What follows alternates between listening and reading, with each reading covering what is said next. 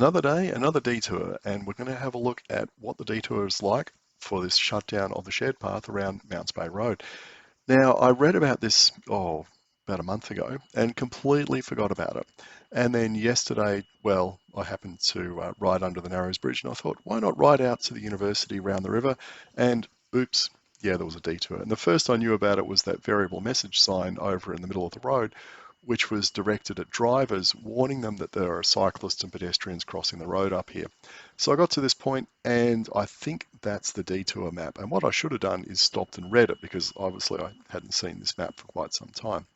But let's just roll through the detour and have a look. So signage at this point is pretty good. You can see it's big, it's yellow, it's well positioned. It's signage for both pedestrians and cyclists, which is nice. So, okay, we're on the right track. What happens when we get to this point? Well, I find this a little bit confusing because you could actually see that as turning right when we get to this wall and going over the Narrows Bridge. I know that might sound a bit picky and pedantic, but some people might construe it that way, especially if you're a tourist and you don't know your way around Perth. You might think that's where you're supposed to go. But anyway, we'll roll down here and we've got to go through a tunnel um, uh, up the road here. And this is where things went completely pear-shaped because all the signage was flat on its face. And I don't know what's happened. Maybe some vandals have come along and kicked it over. Maybe the wind blew it over. I don't know. But all I could see was the white backs of the signs here on the ground. Now notice that none of the legs that hold these things up have got weights on them, which is what you'd normally expect, or sandbags, just something to stop them blowing over in the wind. So yeah, where was I supposed to go from here?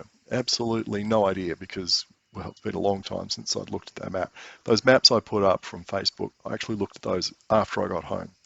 So I rode down here thinking, okay, maybe there's some signage that'll at that end, which will direct me. Nope. But I also noticed on the way back, there's no detour signage if you're coming from this direction. Now, maybe that signage, which is lying flat on its face, would have told me where to go, but who knows.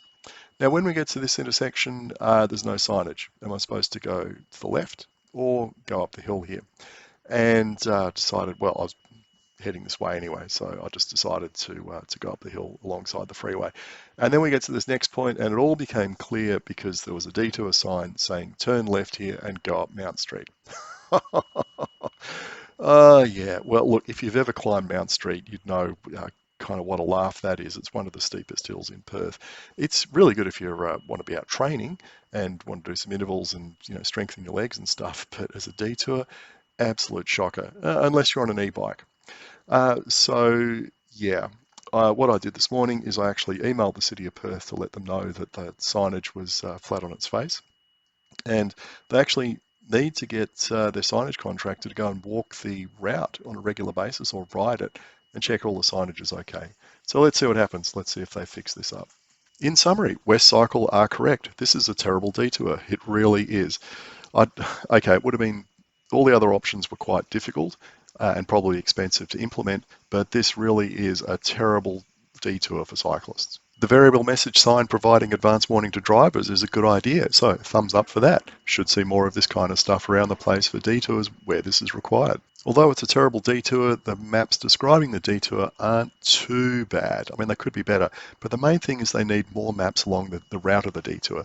They need maps at either end and at intermediate points, because you can't just assume that people are going to come into this detour from this point. They might join the detour from somewhere else midway along. I mean, that's entirely possible. So I would put in, I don't know, maybe half a dozen maps between, where this detour starts and where I got to. On the other hand, the signage that they've used is pretty good quality. It's big, it's bright, it's yellow. They've got specific signs for pedestrians and for cyclists as well, so there's no confusion. I do like the signage. I'll give this a thumbs up. However, the placement of the signage can be a bit confusing in places, and I think this could have been helped by someone jumping on a bike and actually riding through this. Someone who had never been through this detour before, knew nothing about it. What do you call it? A random shopper, that kind of thing. A mystery shopper, like myself, and then they might have looked at it and said, yeah, I'm really not sure about what you mean by this particular sign. Where am I supposed to go here? Do you want me to go right at the sign, or am I supposed to go right up at the next intersection? Because there's actually two intersections here. there's a path leading off to the left, which goes over that curly bridge, and then the path kind of continues on where there's a T-junction, and if you turn left, you go into the city, and if you go right, you cross the Swan River.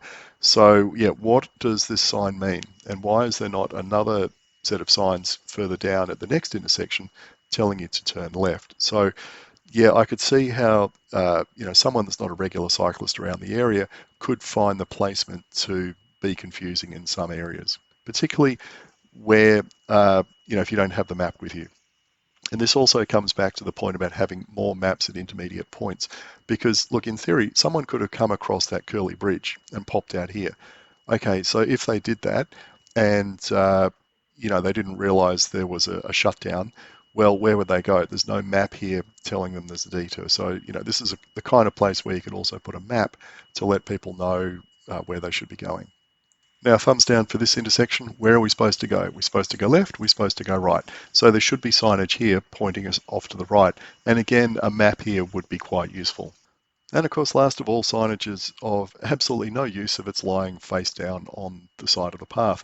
So, yes, two things here. Daily checks required. Whoever's putting the signage up needs to be walking through or cycling through at least once a day and checking it's still in good condition because, yeah, the wind blows, vandals come along and kick things over, stuff happens. And of course, you could stop these things blowing over if you put some weights on them. So yeah, on the whole, a horrible detour. Signage isn't too bad, but it could definitely be improved. And I will actually try giving the detour a proper run through at some point, and I'll check it end to end because I'm interested in seeing what the signage and the maps are like when I actually go up Mount Street and go through Kings Park and pop out at the other end. Is it as bad as what it is at this end, or is it better? I guess we'll find out. Stay tuned.